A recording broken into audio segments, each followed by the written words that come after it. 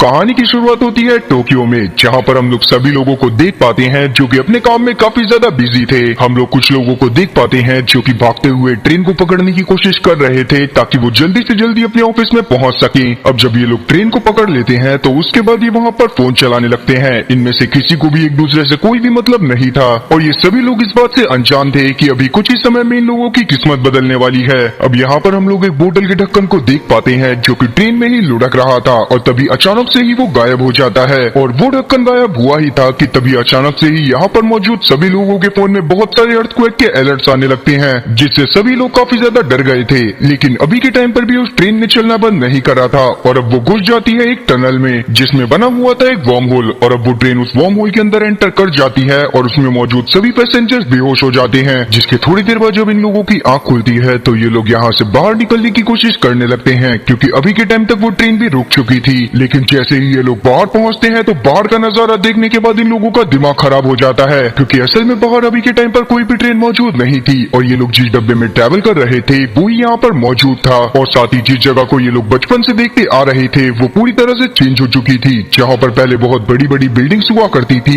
यहाँ पर बस दूर दूर तक जंगल फैला हुआ था। और ये पूरा नजारा देखने के बाद तो ये लोग काफी ज्यादा शॉक होते हैं। जिसके बाद यहाँ पर हम लोग सैम नाम के एक आदमी को देख पाते हैं जो कि यहाँ पर मौजूद सभी लोगों की जांच करने की कोशिश कर रहा था, क्योंकि अपनी रियल लाइफ में वो एक फायर फाइटर था और उसे बहुत अच्छे से अंदाजा था कि ऐसे समय में लोगों को कैसे संभाला जाता है। तब सैम यहाँ पर मौजूद सभी लोगों की जांच करता है जो कि सच में काफी ज्यादा घबराए हुए थे। और अब यहाँ पर हम लोग यूमी नाम की एक लड़की को देख पाते हैं जो कि सैम को पहले से जानती थी। और यहाँ पर हम लोग ये भी जान पाते हैं कि असल में यूमी सैम को काफी ज्यादा पसंद करती है, क्योंकि जब एक समय पे यूमी अपने कॉलेज में फायर फाइटर का कोर्स कर रही थी तब वहाँ पर सैम आया था ताकि वो उन लोगों को काफी सारी चीजें सिखा सके। और वहीं हम लोग 2023 में देख पाते हैं जहाँ पर मौजूद सभी लोग काफी ज्यादा घबराए हुए थे, क्योंकि किसी के भी ये बात समझ में नहीं आ रही थी कि ऐसे किसी चलती ट्रेन के दो डिब्बे कैसे गायब हो सकते थे। और इसका मतलब साफ था कि अभी के टाइम पर वहाँ पर सिर्फ एक ही डब्बा गायब नहीं था बल्कि एक दूसरा डब्बा भी गायब था जिसको अभी तक हमें नहीं दिखाया गया है। तब गवर्नमेंट के लोग उस टनल को चेक करने की कोशिश करने लगते हैं जिसमें से वो ट्रेन के दोनों डब्बे गायब हुए थे। तब अभी के टाइम पर इन लोगों को दूसरी तरफ से एक रोशनी आती हुई नजर आती है और इन्हें लगने लगता है कि सारे के सारे लोग वहीं पर मौजूद है। और वहीं दूसरी तरफ हम लोग सैम और यूमी को देख पाते हैं जो कि एक और पैसेंजर के साथ टनल के दूसरी तरफ जाने की कोशिश कर रहे थे ताकि ये लोग जान सके कि ये लोग कहां पर पहुंच गए हैं। और तभी दूसरी तरफ से इन लोगों को भी रोशनी दिखाई देती है और इन्हें लगने लगता है कि शायद इन्हें कोई ढूंढने के लिए आ रहा है। वहीं गवर्नमेंट के लोगों को भी रोशनी देखने के बाद लग रहा था कि शायद उन्होंने उन सभी पैसेंजर को ढूंढ लिया है। लेकिन जैसे ही ये लोग उस रोशनी के पास पहुंचते हैं तो वहां दूसरी तरफ से भी इन्हीं लोगों के कुछ एम्प्लॉयज आ रहे थे जिनको दूसरी तरफ से इन लोगों को ढूंढने के लिए भेजा गया था। और वहीं हम लोग सैम और साथ ही यूमी को देख पाते हैं जो कि तीसरी पैसेंजर के साथ रोशनी का पीछा करते हुए टनल के दूसरे छोर पर पहुंच जाते हैं जहां पर से सूरज की रोशनी आ रही थी। और जब ये लोग बाहर निकलने के बाद थोड़ा सा ऊपर चढ़कर देखते हैं तो यहाँ पर पूरी तरफ रेगिस्तान था, जो चीज देखने के बाद ये सभी लोग काफी ज्यादा डर जाते हैं, क्योंकि इन तीनों में से किसी के भी ये बात समझ में नहीं आ रही थी कि आखिरकार ये लोग पहुंच कहां पर गए हैं। और अब ये लोग वहां पर मौजूद उस जगह की वीडियोस बना लेते हैं ताकि ये लोग बाकी पैसेंजर के पास जाकर उन सबको ये सारी चीजें दिखा सके। और जब ये लोग वापस पहुंचकर सभी लोगों को इस बारे में बताते हैं तो कोई भी इनकी बात पर भरोसा नहीं करता, पर जब ये लोग वीडियोस दिखाते हैं तो ना चाहते हुए भी सभी लोगों को इनकी बात पर भरोसा करना पड़ता है। अब ये सभी लोग काफी ज्यादा परेशान हो रहे थे, क्योंकि इनकी समझ में नहीं आ रहा था कि आखिरकार ये लोग यहाँ पर सर्वाइव कैसे करेंगे। और दूसरी सबसे बड़ी बात ये थी कि अगर यहाँ पर इंसान मौजूद नहीं थे तो इन लोगों को कौन बचाएगा। और यही सब सोचते हुए सभी लोग काफी ज्यादा डिप्रेशन में आ जाते हैं, क्योंकि अभी के टाइम पर इन सभी लोगों में से किसी के भी फोन में सिग्नल भी नहीं आ रहे थे। तब सैम यहाँ पर मौजूद सभी लोगों को किसी तरह से संभालता है और यहाँ पर मौजूद सभी लोगों को अब 7 घंटे बीत गए थे और अभी के टाइम पर सभी लोगों को भूख लगने लग गई थी। पर यहाँ पर किसी के पास भी इतना ज्यादा खाना नहीं था कि वो सभी लोगों का पेट भर सके। लेकिन कुछ लोग अपने साथ कुछ स्नैक्स लेकर चले थे जो कि वो सभी लोगों के साथ शेयर करने का डिसाइड करते हैं। और अब हम लोग रैनी नाम की एक लड़की को देख पाते हैं जो कि इन सभी पैसेंजर के बीच में मौजूद थी और वो सभी पैसेंजर के बैग में चेक करने लगती है कि उसे कुछ खाने के लिए मिल जाए। तब इसे खाने के लिए ज्यादा सामान तो नहीं मिलता, लेकिन हायाशिमा के बैग में इसे कुछ कैंची और साथ ही गवर्नमेंट का एक लेटर मिल जाता है जो कि जेल का एक लेटर था, जो देखने के बाद रैनी को लगने लगा है कि शायद हायाशिमा बहुत बड़ा क्रिमिनल है और यहाँ पर जितने भी लोग फंसे हुए हैं उन सभी लोगों को हायाशिमा ने ही फंसाया है ताकि वो गवर्नमेंट को ब्लैकमेल कर अपनी सजा माफ करवा सके। और इसी बारे में रैनी सभी लोगों को चिल्ला चिल्ला कर बता देती है कि हायाशिमा के बैग में उसे जेल का एक लेटर मिला है। तब हायाशिमा सभी लोगों को सब कुछ समझाने की कोशिश करने लगता है, लेकिन कोई भी उसकी बात को ध्यान से नहीं सुनता। सुनता, जिसके बाद हायाशिमा डिसाइड करता है कि वो बाहर जाकर ही रहेगा। अब यहाँ पर हम लोग शिराहामा नाम की एक लड़की को देख पाते हैं जो कि अपने साथ काफी सारे फ्रूट्स लेकर चल रही थी, इसीलिए वो सभी लोगों को भूखा देखते हुए सभी लोगों के साथ फ्रूट शेयर करने का डिसाइड करती है। और अब जब सभी लोग फ्रूट्स खाते हुए अपना काम कर रहे थे, तब हम लोग यहाँ पर कटाना नाम के एक लड़के को देख पाते हैं जो कि फ्रूट्स खाते हुए ये एक वीडियो को देख रहा था जो कि अभी कुछ समय पहले उसने बनाई थी, जिसमें वो क्लियरली देख पाता है कि रैनी सभी लोगों के बैग से खाना चुराने की कोशिश कर रही थी। और जैसे ही ये बात सैम को पता चलती है तो वो तुरंत ही अपने एक साथी के साथ बाहर जाता है ताकि वो हियाशिमा को वापस ला सके। और वहीं हम लोग हियाशिमा को देख पाते हैं जो कि चलते चलते काफी ज्यादा दूर आ गया था और उसी दौरान वो एक खाई में गिरने वाला होता है, लेकिन सही टाइम पर यहाँ पर सैम पहुंच जाता है। अब जब सैम हियाशिमा को पकड़कर ऊपर खींचता है तो हियाशिमा उसे बताता है कि असल में वो एक बहुत फेमस हेयर ड्रेसर है, लेकिन अभी के टाइम पर भी वो किसी को भी उस लेटर के बारे में कुछ भी नहीं बताता जो कि रैनी को उसके बैग से मिला था। अब रात में हम लोग यहाँ पर मौजूद लोगों को देख पाते हैं जिसमें से कुछ लोग सो गए थे, पर ज्यादातर लोग बिल्कुल भी नहीं सो पाते क्योंकि उन्हें काफी ज्यादा टेंशन हो रही थी। अब अगली सुबह तक सभी लोग अपनी होप पूरी तरह से खो चुके थे क्योंकि उन्हें लग रहा था कि शायद अब कोई भी उन्हें बचाने के लिए नहीं आने वाला। इसीलिए वापस से सैम सभी लोगों को समझाने की कोशिश करने लगता है कि वो सभी लोगों को किसी तरह से बचा लेगा, लेकिन हियाशिमा इस बात पर थोड़ा भड़क जाता है क्योंकि उसकी समझ में नहीं आ रहा था कि सैम सभी लोगों की मदद करने की कोशिश क्यों कर रहा है। जिस पर सैम इससे अपने पास्ट की एक स्टोरी के बारे में बताता है कि उसकी वजह से उसके एक दोस्त की दोनों टांगे खराब हो गई थी और उसके बाद ही यहाँ पर सैम ने डिसाइड करा था कि वो जितना हो सकेगा उतना लोगों की मदद करेगा। और अब इसके बाद ये तीनों के तीनों लोग कुछ सामान ढूंढने के लिए चले जाते हैं ताकि बाद में ये लोग उन चीजों को मिलकर खा सके। और अब हम लोग वापस से हियाशिमा को देख पाते हैं जो कि जब इन लोगों के साथ जा रहा था तभी अचानक से ही से इसके भाई के विजन्स आने लगते हैं। तब हम लोग हियाशिमा के भी पास्ट का एक सीन देख पाते हैं जहाँ पर वो लोग एक बहुत गरीब फैमिली से बिलोंग करा करते थे, पर जब बाद में हियाशिमा एक बहुत फेमस हेयर ड्रेसर बन गया तो उसने अपने सारे सपने पूरे किए, लेकिन उस दौरान काम में बहुत ज्यादा बिजी होने की वजह से हियाशिमा अपने भाई के ऊपर ध्यान देना बंद कर चुका था और उसकी इसी लापरवाही के चलते उसका भाई एक बड़ा क्रिमिनल बन गया था और उसे पुलिस ने पकड़ लिया था। और यहाँ पर ये बात भी रिवील होती है कि असल में हियाशिमा के बैग में रीना को जो लेटर मिला था वो उसके भाई का ही था, क्योंकि उस दिन उसके भाई की बेल होने वाली थी और हियाशिमा उसको लेने के लिए ही जा रहा था। पर अब अभी के टाइम पर हम लोग कुछ और पैसेंजर्स को देख पाते हैं जो कि आसपास के एरिया को एक्सप्लोर करने के लिए निकल गए थे, जहाँ पर इन्हें वैसे तो कुछ भी नहीं मिलता, पर यहाँ पर से इन्हें बहुत दूर एक बहुत बड़ा टावर दिख रहा था, जिसको देखने के बाद सभी लोग काफी ज्यादा शॉक होते हैं क्योंकि असल में वो टावर 2026 तक कंप्लीट होने वाला था और उसके बारे में ही काफी ज्यादा एडवर्टाइजमेंट चल रही थी। और साथ ही यहाँ पर हम लोग एक बायोलॉजिस्ट को भी देख पाते हैं जिसको एक प्लांट मिला था जो कि आज से लगभग 30 साल बाद उगने वाला था। जो चीज देखने के बाद सभी लोगों को ये बात समझ में आ गई थी कि वो किसी तरह से फ्यूचर में आ चुके हैं और ये चीज जानने के बाद सभी लोग काफी ज्यादा शॉक होते हैं कि फ्यूचर में दुनिया की इतनी बुरी हालत होने वाली है। और वहीं हम लोग 2023 में देख पाते हैं कि सभी लोग अभी भी काफी ज्यादा परेशान थे क्योंकि अभी तक भी उन्हें कोई भी क्लू नहीं मिला था कि आखिरकार वो डब्बे कहाँ गए। इसीलिए वो लोग न्यूज में इस चीज की ऑफिशियल अनाउंसमेंट कर देते हैं कि एक ट्रेन के 2 डब्बे गायब हो गए हैं जिसमें लगभग 100 पैसेंजर मौजूद थे। वहीं रात में हम लोग फ्यूचर में सैम को देख पाते हैं जो कि यूमी के साथ मिलकर ट्रेन की छत पर एक पॉलिथीन बिछा रहा था ताकि वो यहाँ पर मौजूद हॉर्स को इकट्ठा कर सके। अब अगले दिन तक यहाँ पर मौजूद सभी लोगों को काफी ज्यादा प्यास लगी हुई थी। तभी यहाँ पर मौजूद बायोलॉजिस्ट बताता है कि उसे पास में ही एक प्लांट मिला है जो कि तभी कहीं पर उगता है जब वहाँ पर कोई वाटरफॉल मौजूद हो। जो चीज सुनने के बाद सैम डिसाइड करता है कि वो यहाँ पर मौजूद वाटरफॉल को ढूंढेगा ताकि वो सभी लोगों की पानी पीने की प्रॉब्लम को मिटा सके। और इसीलिए वो उस बायोलॉजिस्ट, यूमी और साथ ही हियाशिमा को अपने साथ लेकर निकल जाता है ताकि वो जल्दी से जल्दी वाटरफॉल को ढूंढ सके। तभी ये लोग वाटरफॉल को ढूंढते हुए पहाड़ के पास पहुंच जाते हैं जो कि काफी ज्यादा ऊपर था और उसको देखने के बाद ये लोग समझ जाते हैं कि हो ना हो वहाँ पर ही पानी मौजूद हो सकता है। इसीलिए वापस आकर ये लोग एक रस्सी बनाते हैं ताकि सैम उन पहाड़ों के ऊपर चढ़ सके। फिर जैसे ही सैम वहाँ पर रस्सी लेकर पहुँचता है तो वहाँ पर उसे पानी मिल जाता है जिससे सभी लोग काफी ज्यादा खुश होते हैं। तभी ऊंचाई से सैम ये भी नोटिस करता है कि जहाँ पर पहले कभी टोक्यो सिटी मौजूद हुआ करती थी वहाँ पर आज बस एक बहुत बड़ा समंदर मौजूद है। और अब जब ये वापस आकर इस बारे में बाकी सभी लोगों को बताता है तो सभी लोग और ज्यादा परेशान हो जाते हैं क्योंकि किसी को भी ये बात समझ में नहीं आ रही थी कि फ्यूचर में ऐसा क्या होगा जिससे सभी लोग खत्म हो जाएंगे। अब रात में हम लोग देख पाते हैं कि सभी लोग सो रहे थे। तब यहाँ पर मौजूद एक पैसेंजर जिसका नाम टनाका था वो बाहर जाता है और वहाँ पर कुछ चीजों को ढूंढने लगता है और तभी अचानक से ही कोई टनाका के ऊपर अटैक करता है। और जब टनाका आकर इस बारे में सभी लोगों को बताता है तो कोई भी इसकी बात पर भरोसा नहीं करता क्योंकि सभी लोगों को लग रहा था कि शायद उनके अलावा यहाँ पर कोई और मौजूद नहीं है। और तभी अचानक से यहाँ पर बारिश होने लगती है, जो चीज देखने के बाद सभी लोग काफी ज्यादा खुश हो गए थे, क्योंकि आज काफी समय बाद उन्हें पीने के लिए इतना सारा पानी मिला था। और साथ ही इन लोगों ने काफी सारा पानी भी इकट्ठा कर लिया था, ताकि बाद में वो लोग उसका यूज कर सके। अब अगले दिन हम लोग बायोलॉजिस्ट को देख पाते हैं, जो कि यहाँ पर कुछ बेरीज और साथ ही कुछ प्लांट्स को ढूंढता है जिनको खाया जा सकता था। और अब इसीलिए काफी सारे लोग यहाँ से बाहर चले जाते हैं, ताकि वो सभी लोगों के लिए खाना इकट्ठा कर सके। लेकिन हम लोग यूमी को देख पाते हैं, जो कि जब अपनी एक साथी के साथ बेरीज ढूंढने की कोशिश कर रही थी, तब धोखे से वो कुछ पॉइजनस बेरी को खा लेती है, जिससे उसकी तबीयत काफी ज्यादा बिगड़ गई थी। साथ ही सैम यहाँ पर काफी ज्यादा टेंशन में आ जाता है, क्योंकि वो खुद भी यूमी को काफी ज्यादा पसंद करता था।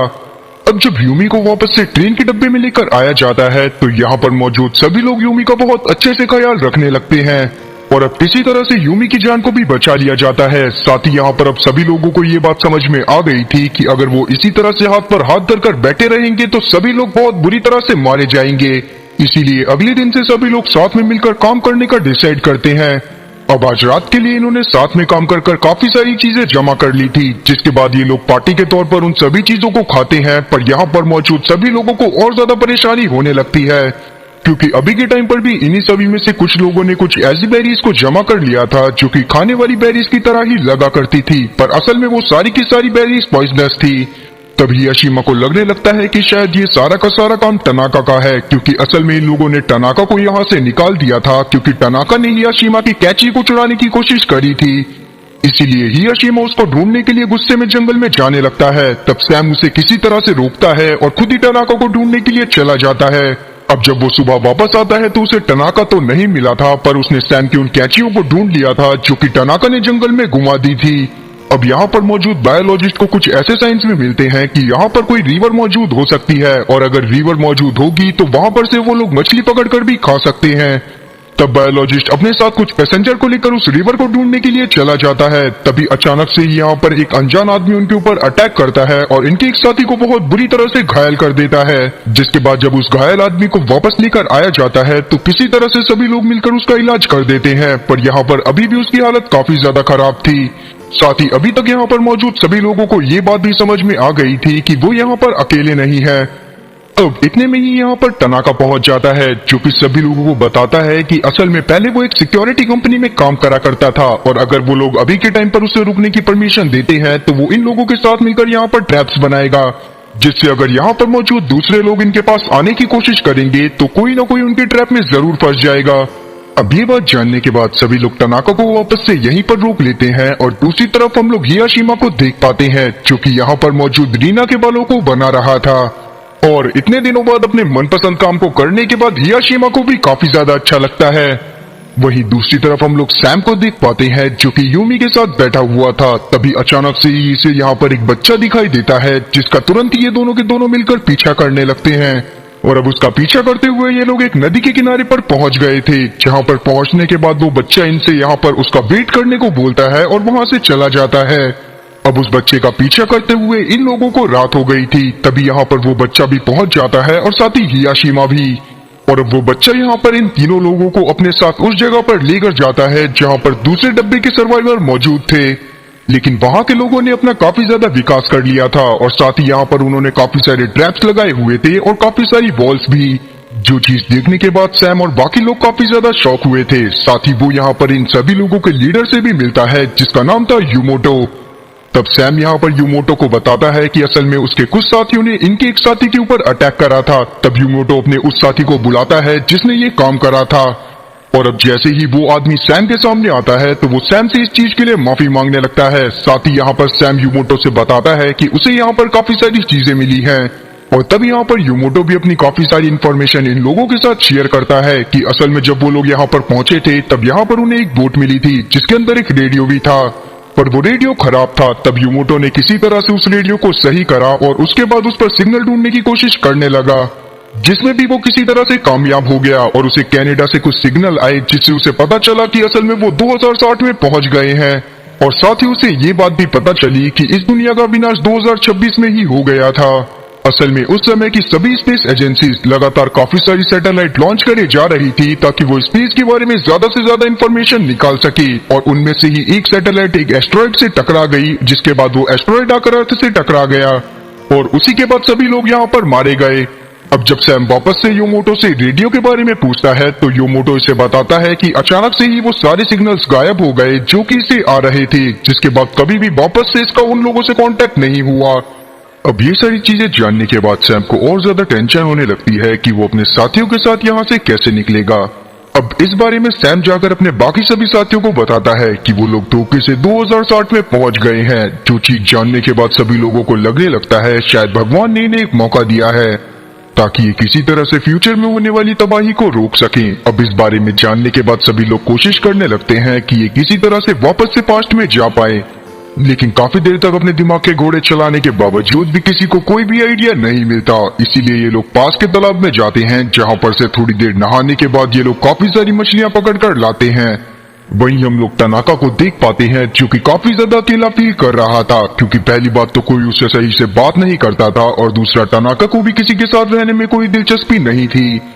और इसीलिए वो पास में पड़ी कुछ झाड़ियों की मदद से अपने लिए एक दोस्त को बना लेता है ताकि वो उसके साथ बैठकर बातें कर सके। अब अगले दिन हम लोग बाकी लोगों को देख पाते हैं जिन्होंने कैरेट 6 की तरह अपने पास भी कुछ बाथरूम्स बना लिए थे ताकि सभी लोग वहां पर बड़े आराम से नहा सकें। और फिर जब वो लोग अपने लिए खाना ढूंढने के लिए जाते हैं तब यहाँ पर हम लोग बायोलॉजिस्ट को देख पाते हैं जिसके हाथ में एक अजीब सा स्टोन लगा था जो कि हरे कलर का स्टोन था। लेकिन ये सब होते हुए टनाका ने भी देख लिया था, इसीलिए वो तुरंत ही यूमोटो के पास जाता है ताकि वो इस बारे में उसे बता सके। और अब जब यूमोटो को इस बारे में पता चलता है कि दूसरे ग्रुप वालों को कुछ हरे कलर के पत्थर मिले हैं जिनकी मदद से ये लोग अपने घर में वापस जा सकते हैं, तो वो सबसे पहले टनाका को कुछ खाने को देता है। बदले में टनाका भी यूमोटो से वादा करता है कि जैसे ही इसे दूसरे ग्रुप के बारे में और ज्यादा इन्फॉर्मेशन मिलेगी ये तुरंत ही यूमोटो को आकर उन चीजों के बारे में खबर करेगा। अब आके हम लोग वापस से रैनी और साथ ही यूमी को देख पाते हैं जो कि आपस में बातें कर रहे थे। तभी अचानक से ही किसी बात को लेकर इन दोनों में बहसबाजी हो जाती है, जिस दौरान रैनी यूमी को गुस्से में धक्का दे देती है और यूमी जाकर एक गड्ढे में गिरती है जिसमें पहले से ही एक इंसान की लाश पड़ी हुई थी। जो चीज देखने के बाद सभी लोग काफी ज्यादा शॉक हुए थे। दूसरी तरफ हम लोग तनाका को देख पाते हैं जो कि उसी मछली को खाते हुए अखबार को पढ़ रहा था। अब हम लोग वापस से रैनी और साथ ही यूमी को देख पाते हैं जिनके पास कुछ कैरेट 6 के लोग पहुंच गए थे, और जैसे ही वो लोग यहाँ पर पहुंचते हैं वैसे ही वो इन दोनों के ऊपर हमला कर देते हैं। तब रैनी तो किसी तरह से अपनी जान बचाती हुई यहाँ पर से भाग जाती है, लेकिन यूमी वहीं पर फंस गई थी। अब रैनी भागती हुई पहुंच जाती है सीधा सैम के पास, और जब सैम को इन सब चीजों के बारे में पता चलता है तो वो तुरंत ही हियाशिमा के साथ निकल जाता है ताकि वो यूमी को बचा सके। लेकिन जब तक वो उस जगह पर पहुंचता है जहां पर अभी थोड़ी देर पहले कैरेट 6 के लोगों के साथ यूमी मौजूद थी, तब तक यूमी और साथ ही कैरेट 6 के लोग वहां से जा चुके थे। और अब हम लोग यूमी को देख पाते हैं जो कि उन लोगों से बचती हुई कहीं पर भागने की कोशिश कर रही थी, और अब ये भागती हुई एक बोट में चढ़ गई थी ताकि ये वहां पर छुप सके। अब दूसरी तरफ हम लोग सैम और साथ ही हियाशिमा को देख पाते हैं जो कि कैरेट 6 के लोगों के ऊपर अटैक करने के लिए चले गए थे। अब जब यूमोटो को इस बारे में पता चलता है कि उसके साथियों ने ऐसा काम करा है तो वो सैम और साथ ही उसके साथियों से माफी मांगने लगता है। साथ ही वो डिसाइड करता है कि वो किसी भी हालत में यूमी को ढूंढ कर ला कर देगा। लेकिन अभी के टाइम पर सैम को लग रहा था कि शायद यूमोटो ने ही यूमी को छुपा कर रखा हुआ है, इसीलिए वो इसे उस लाश के बारे में भी बताता है जो कि कैरेट 6 के लोगों के ठिकाने के पास इन लोगों को मिली थी। जो चीज जानने के बाद यूमोटो इसे अपने लीडर बनने की कहानी बताने लगता है कि जब वो लोग यहाँ पर आए थे तब एक इंसान यहाँ पर बहुत ज्यादा एग्रेसिव हो गया था और साथ ही वो काफी ज्यादा घबरा भी गया था, और तब यूमोटो ने उसे समझाने की कोशिश करी, लेकिन जब वो इंसान नहीं माना और उसने यूमोटो के ऊपर ही अटैक कर दिया तो यूमोटो ने सेल्फ डिफेंस के पीछे उसका कत्ल कर दिया। और इसके बाद से ही यहाँ पर मौजूद सभी लोग यूमोटो को अपने लीडर के रूप में देखने लगे, और वो लाश भी उसी इंसान की थी। अब जब ये बात सैम और साथी हियाशिमा को पता चलती है तो वो अपने बेस में वापस लौट जाते हैं, जहाँ पर जाने के बाद वो कोशिश करते हैं ताकि वो कुछ वेपन्स बना सकें। और दूसरी तरफ हम लोग यूमोटो को देख पाते हैं जो कि जब अपनी बोट में वापस लौटता है तो वहां पर वो रेडियो में लोगों से बात करने की कोशिश करने लगता है, लेकिन यूमी जो कि उसी बोट में छुपी हुई थी वो यूमोटो को ये सब करते हुए देख लेती है। साथ ही उसे ये बात भी पता चलती है कि यूमोटो बाकी सबको बेवकूफ बना रहा है, और ऐसा इसी वजह से क्योंकि असल में वो जिस रेडियो के थ्रू बाकी लोगों से कांटेक्ट करने की कोशिश कर रहा था उसकी तो तार ही टूटी हुई थी। अब जब यूमी बाहर आकर यूमोटो से इस सब का कारण पूछती है तो यूमोटो इसे बताता है कि असल में वो यहाँ पर लीडर बनकर ही रहना चाहता है, वो पास्ट में वापस नहीं जाना चाहता क्योंकि पास्ट में उसे कोई भी तवज्जो नहीं देता। लेकिन यूमी ने डिसाइड कर लिया था कि जैसे ही वो यहाँ से बाहर निकलेगी वैसे ही वो इस सब के बारे में बाकी सभी लोगों को बता देगी। तब यूमोटो इसे रोकने की कोशिश करने लगता है, लेकिन जब यूमी इसकी बात को नहीं मानती तो यूमोटो इसे यहीं पर बांधकर यहाँ से चला जाता है। अब रात में हम लोग सैम और साथ ही उसके साथियों को देख पाते हैं जिन्होंने काफी सारे वेपन्स बना लिए थे। साथ ही उन्होंने अपना पूरी तरह से मन बना लिया था कि वो अगले दिन जाकर कैरेट 6 के लोगों के ऊपर अटैक कर देंगे। तब यहाँ पर दो जने डिसाइड करते हैं कि वो यहाँ पर से पहले किसी एक बिल्डिंग को ढूंढेंगे ताकि वो लोग वहां पर जाकर रह सके, क्योंकि कहीं ना कहीं कैरेट 6 वाले लोग इनसे बहुत ज्यादा ताकतवर थे। और बिल्कुल ऐसा ही होता है। अगले दिन वो दोनों के दोनों जने उस जगह को ढूंढने के लिए निकल जाते हैं जहां पर वो बैटल के हारने के बाद अपने साथियों के साथ रह सकते थे। और अभी के टाइम पर कैरेट 5 के लोग कैरेट 6 के लोगों के ऊपर अटैक करने जा ही पाते कि इतने में ही यहाँ पर कैरेट 6 के लोग आ जाते हैं जो कि कैरेट 5 के लोगों के ऊपर ही अटैक करने के लिए आए हुए थे। और अब धीरे धीरे यहाँ पर लड़ाई बहुत ज्यादा भारी हो जाती है, जहां पर हम लोग देख पाते हैं कि कभी सैम की टीम तो कभी यूमोटो की टीम एक दूसरे के ऊपर भारी पड़े जा रही थी। तब यूमोटो यहाँ पर सभी लोगों को रोकने की कोशिश करने लगता है, पर अभी के टाइम पर वो फाइट बढ़े ही जा रही थी और वो फाइट तब तक बढ़ती रहती है जब तक यहाँ पर खुद यूमी नहीं पहुंच जाती, जो कि किसी तरह से वहां से छूटकर आ गई थी। तब यूमी यहाँ पर यूमोटो की हर बात का खुलासा कर देती है और साथ ही सबको ये भी बता देती है कि यूमोटो अभी तक इन सभी लोगों को धोखा दे रहा था, जिस पर यूमोटो सभी लोगों को बताता है कि असल में उसने ये सब इसी वजह से करा ताकि लोग किसी भी होप को ना खोए, उन्हें ये होप बनी रहे कि वो वापस से पास्ट में जा सकते हैं। क्योंकि अभी के टाइम पर अगर वो लोग हार मान जाते तो कहीं ना कहीं काफी सारे लोग सुसाइड भी कर सकते थे, और ये बात कहीं ना कहीं सैम को भी काफी ज्यादा अच्छी लगती है। लेकिन अभी के टाइम पर यूमोटो ने डिसाइड कर लिया था कि वो अपनी लीडरशिप को छोड़ देगा, इसीलिए वो वहां पर एक डायरी को छोड़कर जाता है जो कि उसे शिप के अंदर से ही मिली थी। साथ ही उसी में सारी की सारी इंफॉर्मेशन लिखी हुई थी कि 2026 में अर्थ कैसे तबाह हुई। अब वहीं हम लोग उन दो जनों को देख पाते हैं जो कि उस बिल्डिंग को ढूंढने के लिए गए थे। तब उन्हें अचानक से ही एक टावर दिखाई देता है जिसके अंदर भी काफी सारे वैसे ही ग्रीन पत्थर रखे हुए थे। अब हम लोग 2023 में डी नाम के एक साइंटिस्ट को देख पाते हैं जिसे टनल की स्टडी करने के बाद पता चल गया था कि जिस टाइम पर ट्रेन के डब्बे गायब हुए उस टाइम पर टनल में एक वर्म होल बन गया था, जो कि असल में एक सुपरनोवा एक्सप्लोजन के कारण बना था। अब सुपरनोवा एक्सप्लोजन दरअसल एक फेनोमिना है जिसमें जब एक स्टार बहुत ज्यादा बूढ़ा हो जाता है तो वो अचानक से ही अपने मरने के दौरान एक बहुत बड़े अमाउंट में एनर्जी रिलीज करता है, और जिस टाइम पर वो एनर्जी रिलीज हुई थी उसी टाइम पर वो वर्म होल बना था जिसने 2023 और साथ ही 2060 की टाइमलाइन को एक साथ जोड़ दिया। और वहीं हम लोग 2060 में देख पाते हैं जहां पर इसी सुपरनोवा वाली फेनोमिना को एक इंसान बाकी सभी पैसेंजर को एक्सप्लेन कर रहा था। लेकिन तभी अचानक से ही यहाँ पर एक बहुत बड़ा तूफान आने लगता है, जिसे देखने के बाद सभी लोग वापस से उसी डब्बे के अंदर चले जाते हैं जो कि इन्हें 2060 में लेकर आया था। अब तूफान इतना ज्यादा बड़ा था कि तनाका डिसाइड करता है कि वो उसी टनल के अंदर चला जाएगा जिसके अंदर से ट्रेन बाहर आई थी, और इसी वजह से वो उस डब्बे के इमरजेंसी गेट को खोल देता है। जिसके बाद जब ये लोग टनल के अंदर पहुंचते हैं तो ये लोग देखते हैं कि वहां पर एक वर्म होल बना हुआ था जो कि धीरे धीरे आसपास की हल्की चीजों को अपने अंदर खींच रहा था, और इतने में ही वो टनाका की उस डॉल को भी अपने अंदर खींच लेता है जो कि टनाका ने अकेलेपन से बचने के लिए बनाई थी। अब सब लोग उस वर्म होल के बारे में समझ ही पाते कि इतने में बाहर चल रहा तूफान पूरी तरह से बंद हो जाता है, और जैसे ही वो तूफान बंद होता है वैसे ही ये वर्म होल भी पूरी तरह से बंद हो जाता है। अब वापस से सीन 2023 में आता है जहां पर हम लोग एक डिटेक्टिव को देख पाते हैं जो कि उसी जगह पर खड़ा हुआ था जहां पर से टनाका की डॉल गायब होकर वर्म होल में चली गई थी। और अब वो डॉल आकर अचानक से डिटेक्टिव पे लगती है, जिसको देखने के बाद वो काफी ज्यादा शॉक होता है। वहीं हम लोग 2060 में देख पाते हैं जहां पर सैम और उसके साथियों को समझ में आ गया था कि अगर इन्हें वापस से वर्म होल को बनाना है तो इन्हें किसी सोलेनॉइड ऑब्जेक्ट की जरूरत पड़ेगी, और साथ ही इन्हें इलेक्ट्रिसिटी की भी जरूरत थी। इसीलिए ये किसी पावर स्टेशन को ढूंढने लगते हैं जो कि अभी के टाइम पर जमीन के अंदर दफन हो चुका था। और अब कुछ घंटों की मेहनत के बाद ये लोग उस चीज में सफल भी हो जाते हैं जहां पर ये लोग उस पावर स्टेशन को ढूंढ लेते हैं जो कि जमीन के अंदर मानो इस तरह से गड़ा हुआ था कि जैसे आज से पहले कभी उसका कोई नामो निशान ही ना हो। तब यहाँ पर से सैम और उसके साथी अपने जरूरत के सामान को इकट्ठा करते हैं और पहुंच जाते हैं वापस से उसी डब्बे के पास, जहां पर जाने के बाद ये लोग उस डब्बे के एक कोने को एक सोलेनॉइड की तरह यूज करने वाले थे। और अब जैसे ही ये लोग उसमें इलेक्ट्रिसिटी देना चालू करते हैं वैसे ही वहां पर एक वर्म होल बनने लगता है, जो चीज देखने के बाद सभी लोग काफी ज्यादा खुश हो गए थे। अब एक एक करके सभी लोग वापस से उस वर्म होल के अंदर जाने लगते हैं, पर यहाँ पर टनाका अकेला ही रुक जाता है क्योंकि वो नहीं चाहता था कि वो यहाँ से वापस जाए।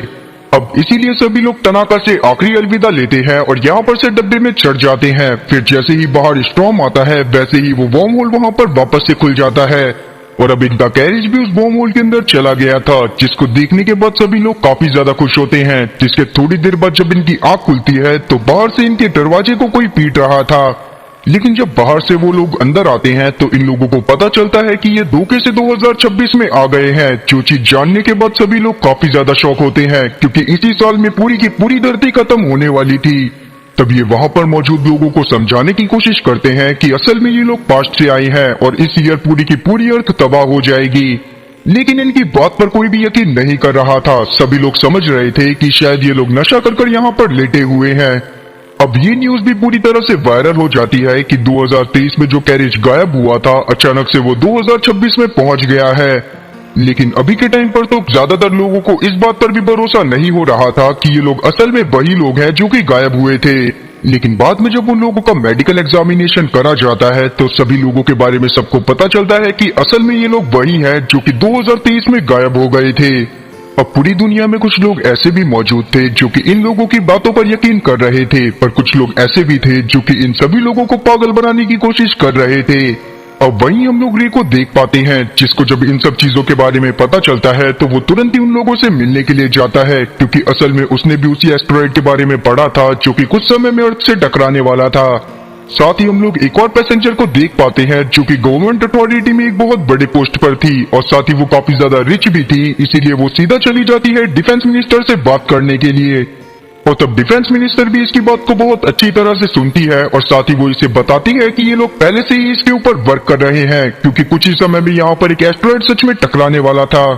और इसीलिए ये लोग कुछ ऐसे मिसाइल को बनाने की कोशिश कर रहे हैं जो कि उस एस्टेरॉयड से टकराकर उसकी डायरेक्शन को चेंज कर दे। अब ये सब जानने के बाद उस औरत को काफी ज्यादा सुकून मिलता है और वो बाकी सभी टीम मेंबर को इस बारे में